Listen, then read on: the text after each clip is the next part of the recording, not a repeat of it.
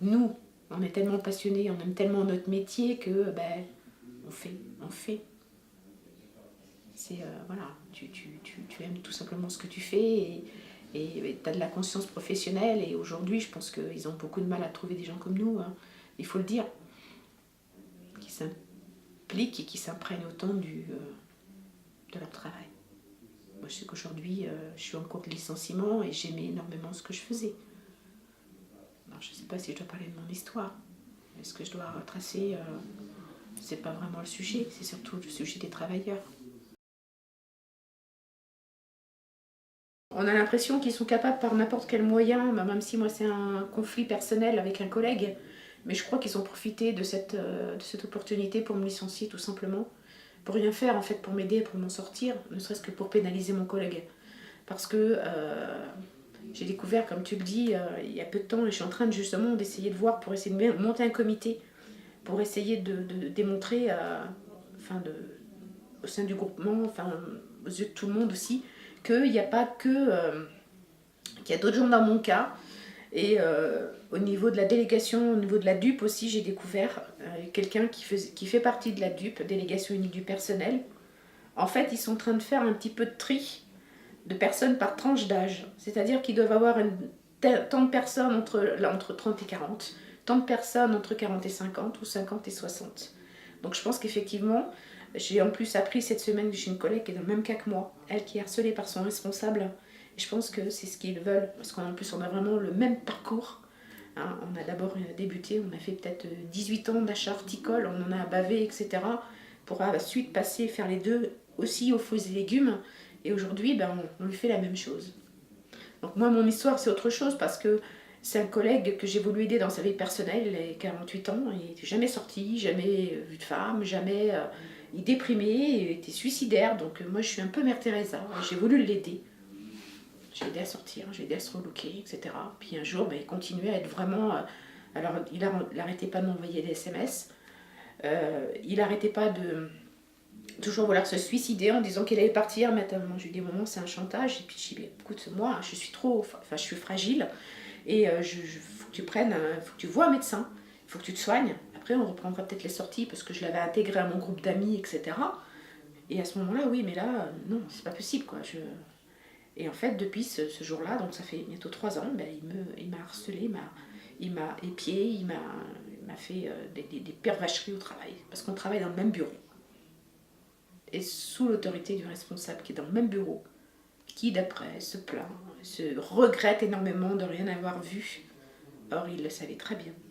Ce qui se passe, c'est que moi, je ne fais pas 12 heures de travail comme mon collègue qui, lui, vit tout seul chez sa mère. Hein. Je ne fais pas les mêmes horaires, j'ai pas envie. Je ne suis pas payée en conséquence.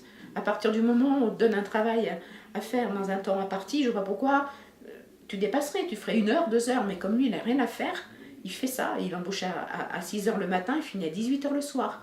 Bon, on avait des heures d'embauche qui étaient près définies, c'était 7h30, 16h30. Bon, tu débordes hein, forcément parce que tu dis toujours, mais t'as pas lieu d'être là plus. Mais lui, en fait, était bien vu par rapport à ça. Et aujourd'hui, donc, on a eu une enquête au sein de l'entreprise. Personne n'a parlé parce que mes collègues ont eu peur. C'est moi qui ai été déclarée inapte au travail, à tout poste, et qui suis en procédure de licenciement. Et là, il continue le harcèlement, parce que là, c'est l'entreprise qui a daigné pas me payer. Hein, j'étais déclarée inapte le 1er février, j'ai eu mon entretien préalable le 27 février. J'aurais dû être licenciée au plus tard le 27 mars. Ils ne l'ont pas fait. Et ils ne m'ont pas payé le mois de mars. J'étais sans ressources jusqu'à... voilà. Heureusement que des fois, il y a des gens pour nous aider parce qu'on est vraiment dans la merde. C'est le cas de le dire, hein, vraiment. Donc ils se mettent volontairement dans une espèce de... Enfin, ils ont la loi, enfin, ils sont Oui, hors la loi dans ces complètement. démarches-là. Mais en fait, ils m'ont appelé, m'ont envoyé un petit mail, la RH m'a envoyé un petit mail en me demandant de faire le point, qu'elle souhaitait m'appeler, qu'on puisse avoir une conversation d'entretien afin de débattre sur mon éventuel entretien préalable. J'ai dit, il n'y a pas de raison, il a été fait. Voilà. Elle me dit oui, mais elle me dit en fait la procédure elle est caduque parce qu'avec une nouvelle loi Macron, il y a une loi Macron qui est passée et en fait ils auraient dû faire part de de mon licenciement à la DUP avant de me convoquer à l'entretien préalable. Ils auraient dû en faire part à la DUP. Ils ne l'ont pas fait. Donc aujourd'hui, là, j'ai reçu un entretien, nouvelle convocation, un entretien préalable que le lundi 30 avril. Ça fait 2 mois. Et donc, je ne suis toujours pas licenciée.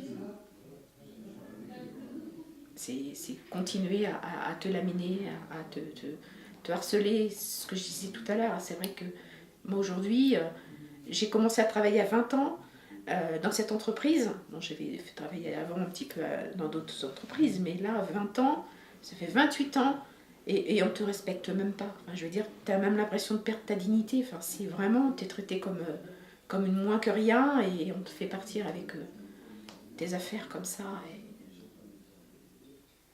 Et excuse-moi, le moteur, en fait, en plus, ces licenciements-là, c'est ce que tu as dit tout à l'heure, c'est uniquement pour rentrer dans les chiffres, c'est ça? Oui, c'est ça. C'est ça. En plus, ouais. J'ai découvert plein de choses, donc ce que je souhaiterais, c'est de monter un comité pour voir pour les 20 autres personnes qui sont dans mon... Parce que ça fait à peu près 40% de l'effectif, qui sont soit arrêtés pour burn-out ou autre. Enfin, il y a des gros problèmes psychosociaux dans l'entreprise, en tout cas. Donc, moi, je sais que pour moi, je suis partie. Et je souhaite absolument pas revenir, parce que même si aujourd'hui il disait mais non, on réintègre, parce que mon collègue harceleur a reconnu les faits, ce qu'on disait tout à l'heure, devant le médecin du travail, il a reconnu me harceler. Et il a dû être convoqué, parce que j'avais déposé plainte au commissariat, il a dû être convoqué au commissariat, donc je ne sais pas ce qu'il en est encore, ça fait un peu plus d'1 mois, donc je ne sais pas ce qu'ils vont en ressortir. Mais ils ont préféré faire la politique de l'autruche, et ils essaient comment dire, d'écrémer un petit peu les personnes un peu trop fragiles qui ont eu aussi des accidents de la vie, qui sont plus sensibles, plus faciles à faire partir. Aujourd'hui, ils essayent de faire partir une collègue à moi qui a 56 ans, qui a eu plein aussi de problèmes de... Voilà, elle a perdu une fille lors d'un accident, ça fait 5 ans, un accident de voiture, etc. Donc elle est très marquée, très... mais elle, on est parti à la harceler, à épier tout ce qu'elle fait au travail pour que justement elle parte. Je l'ai eu cette semaine au téléphone, elle m'a dit je vais faire une rupture conventionnelle. Je lui ai dit hors de question. J'ai hors de question. Je lui ai dit moi, tu vois là aujourd'hui, oui, je répète, je suis pour moi partie. Mais j'ai dit je ferai tout pour pas que tu sois traité comme moi, enfin c'est clair. C'est pour ça que j'essaye de mener mon enquête et d'essayer de si ça peut faire jurisprudence pour les autres, je le ferai avec plaisir. Précisément, la collègue dont tu viens de parler, il cherche à la pousser à la faute en fait. C'est ça. On épie sans arrêt ce qu'elle fait. Moi, c'est ce que mon collègue faisait aussi. On épie, on regarde tout ce que tu fais, on vérifie ce que tu fais, on te fait des réflexions. Lorsque tu t'exprimes le matin, on faisait un brief, ben on te contredit. Lorsque tu es en train de parler à tous tes collègues commerciaux, on fait exprès de te rabaisser. Et ma collègue, là, c'est ça. Et plus on te traite comme ça, plus tu te sens épié, plus tu te sens... plus tu es stressé, plus tu fais des bêtises. C'est évident, c'est évident. Et tu perds confiance en toi, et tu es totalement déstabilisé, tu n'y arrives plus. À un moment, tu n'y arrives plus. Alors, c'est arrivé le jour où je suis partie, parce qu'en fait, je suis partie de moi-même. Parce que j'ai donc une autre collègue qui est dans le bureau, c'est pareil, un petit peu copinée avec le collègue harceleur, pas mal. Puis elle a un caractère assez virulent. Donc c'est pareil, elle m'a fait des réflexions sur une erreur que j'avais faite. Je lui ai dit, tu n'es pas ma responsable, tu n'as pas à me dire quoi que ce soit. Et donc, elle me faisait la tête. Et le jour où je suis partie, elle avait fait mon travail, effectué un travail qu'on m'avait attribué à ma place. Et là, il était 11h du matin et j'ai demandé à voir mon responsable. Je lui ai dit, j'ai dit, je veux partir. Il me dit, mais non. Je dis, je vais rentrer chez moi. Il me dit, mais non. Il me dit, tu vas te reposer, ça ira mieux lundi. C'était le jeudi. Ça va, non. J'ai dit, non. Je prends mes affaires, je rentre chez moi. J'ai pris les photos de mes enfants qui étaient dans mon tiroir et je suis partie. J'étais voir le médecin l'après-midi qui m'a arrêtée en suivant, mais je n'en pouvais plus. J'ai dit, ça s'arrêtera jamais. Je ne pouvais plus. Et pourtant, je peux vous dire que tout le long de ces 28 années de travail, je suis allée travailler des fois avec mal au ventre avec la grippe, avec tout ce qu'on pouvait, mais là j'ai senti vraiment que c'était le point de non-retour était atteint. Et quoi qu'il fasse et quoi qu'ils auraient fait, je n'y serais pas retournée. Parce que déjà, il y avait eu déjà 2 enquêtes préalables. Il a fallu que j'y retourne après ça. Hein, j'ai m'arrêté de mettre en arrêt de travail. Il y a eu les entretiens. Après ça, il fallait que je revienne au travail. On ne revient pas non plus comme ça. Hein. T'as tes collègues à côté de toi à qui tu as dénoncé les choses contre eux, etc. Revenir, c'est très très compliqué. Mais même là, je ne reviendrai pas. C'est quelque chose que... Même si pour moi, je sais qu'à 49 ans, ça va être compliqué de retrouver du travail, je me batte, mais hors de question. Oui, et puis il y a une question de dignité derrière ça. C'est-à-dire que quand on se rend compte si on se fait critiquer, contredire dès le matin, on sent qu'il y a une stratégie qui est mise en œuvre. C'est ça. Il faut sortir en ayant gagné, et puis voilà. Je voudrais partir en ayant gagné, et surtout, ce que je disais, en pouvant aider mes collègues, en pouvant dénoncer les choses. Et aujourd'hui, rien ne m'arrêtera.